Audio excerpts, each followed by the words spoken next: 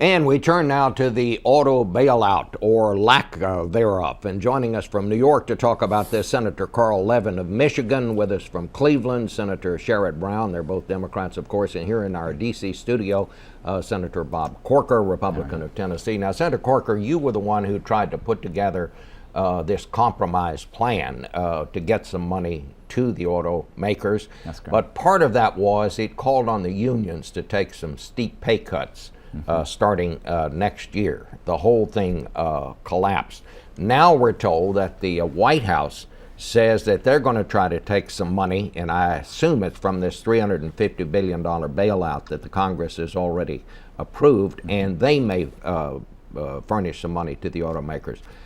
Are you for that? Because apparently there will not be the conditions that you had set out, or at least we don't know of any not yet. necessarily. And I didn't ask for steep cuts, by the way. We had a group that wanted the companies to go into Chapter 11 reorganization and didn't want to help until that occurred.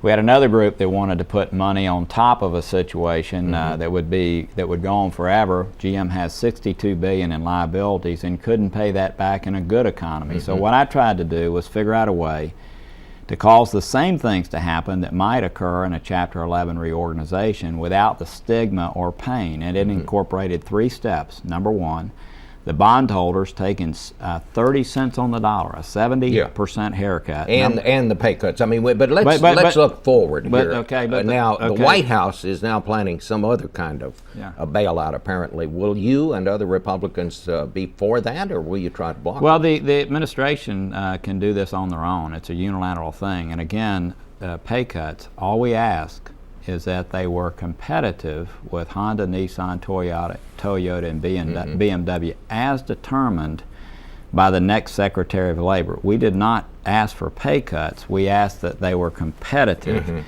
and gave great leeway to the next Secretary of Labor to determine that. So it was a very reasonable ask. Have you talked to the White House about this? When are they planning to do this? Well, this weekend they're meeting with Treasury officials, and the Treasury officials are meeting with the companies, talking with them, talking about where their balance sheets are. I don't think they yet know what they're going to do. I talked to the White House this morning. I talked to Secretary Paulson on Friday and urged that if they're going to take this route, I still think the better route is to go through Congress and let us do our work. But if they're going to do this other thing, that they still impose these same conditions, which, by the way, would be historic, in that they would cause these companies in this time of crisis to get the bondholders, to get the management, to get the employees to work together in shared sacrifice to solve this problem.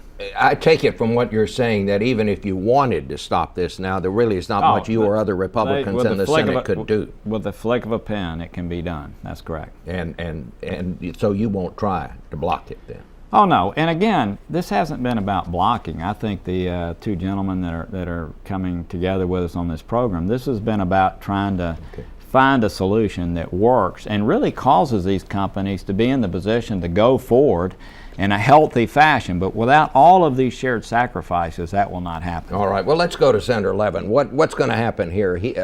Senator Corker says he has talked to the White House. It sounds like something is on track there. What can you tell us, Senator? Well, I think it's very likely the White House will do what it said it's going to do, not allow the auto industry to collapse. Their press secretary said it would be irresponsible for to allow the auto industry to collapse. By the way, no other country that produces automobiles is allowing its industry to collapse. They all have the same problem. They're all providing loans to those industries. This is not unique to the United States. And I want to, and that goes even to China, by the way, Bob. Even the Chinese auto industry is asking the Chinese government for loans. I want to commend Bob Corker, by the way. He did at the end, right finally on Thursday night, come up with a formulation that was acceptable to him, which was saying that the cuts had to make them, the auto industry, competitive. That was the word that he used. That was a word that was acceptable to Senator Corker, it's acceptable to the Democrats in the Senate, acceptable to the White House. That word was not acceptable to the Republican leaders in the Senate, who insisted not just that the auto industry wages be competitive, but that we specify in law precisely that those wages and benefits had to be equal to Nissan and other foreign manufacturers in the United States. That is what broke this deal. So I commend Senator Corker for coming up with language acceptable to him, acceptable to the Senate Dems, acceptable to the White House, but not acceptable, tragically, I think, to the Republican leadership in the Senate. All right, well, let me go to Senator Brown, because you're not from Michigan. I think it's very easy to understand why Senator Levin would want to get this help to the huge industry in his home state, but you're from Ohio. What would be the impact, in your view, Senator, if these companies do go down? Not necessarily in Michigan, but in other places like Ohio. Well, I talked to two brief stories. Friday night, I was at a friend's 70th birthday party, and a General Motors widow, General Motors retiree's widow, talked to me and said, "I've just been following this all week because I'm so scared what's going to happen to my pension." I also last week talked on conference call on Thursday or Friday to 35 auto dealers in my state, and they are very fearful of what would happen with a bankruptcy, because they think that people simply would stop buying from a company at their dealership, a company that might go under a year or 2 years or 5 years from now, that they just couldn't trust for service, for parts, for all the warranty and all that. So Ohio's a bigger auto state than most. It's not Michigan, of course, but it would be a terrible thing for the economy, for the confidence in the economy, for literally hundreds of thousands of jobs in my state, suppliers, many auto workers, retirees. What would happen to perhaps to their pensions, perhaps to their health care, and the literally tens of thousands of people that work in dealerships in my state, and multiply that across the country. So this is a hit. We're already in a deep recession in my state, as we are in most of the 50 states, and this would just plunge us deeper into economic problems, into a hole that it would take us for a long, long time to extricate ourselves from. Well, are you getting the kind of information that Senator Corker is getting, that in fact it looks as if the White House is going to do something this week? Yeah, I walked home after the vote on Thursday night. A little after midnight, I called the White House to urge the White House to move quickly on using TARP money, which is what many of us, I talked to Secretary Paulson 3 or 4 Sundays ago asking him to do the same, and I know that Senator Levin has done that, and many others too. And then I talked to one of the president's top advisors early Friday morning at 7 o'clock. He gave indication of good news coming, wasn't specific yet. I know we've all been talking to top White House officials over the weekend, as Senator Corker mentioned. I'm optimistic they're going to do something significant. I don't think the White House wants bankruptcy of one of the big 3 automakers as part of their legacy, and I know they don't want to leave this for the next president. So something I'm hopeful will happen soon.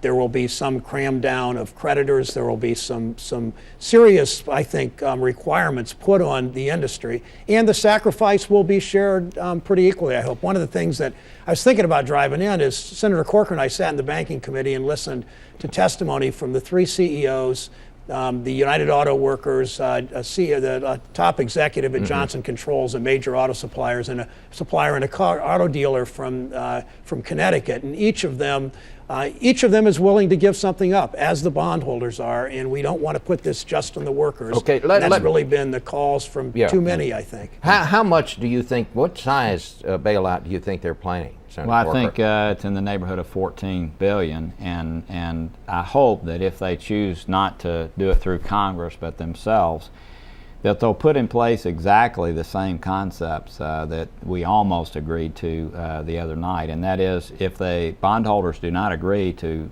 taking 30 cents on the dollar by March the 15th, they have to file bankruptcy. If labor and management cannot agree that they would be competitive by a date certain, March 31st, taking them into competitiveness even in the next year, but that they agree to that by March 31st, that they will go into bankruptcy. It's that crisis that actually causes everybody to want to come to the table. And I do want to say, and I thank Carl for the nice comments, actually what ended up happening, our caucus was fine with the words competitive. They just wanted it done in a finite time. I offered any time during the year '09 and it was difficult to get the UAW there, but mainly because they knew the White House had these TARP funds, and there was really no reason for them to agree to this. So they had gotten word from the White House they were going to do it anyway, and that's what killed the deal in the Senate? Well, they knew they had the funds. I'm not blaming the White House, but they knew that the White House had funds that they could put forth without any strings. Well, gentlemen, thank you very much. Thank you. We'll Could be I just add following that this, one of thought course. there, I'm Bob? very sorry, Senator. We have simply run out of time.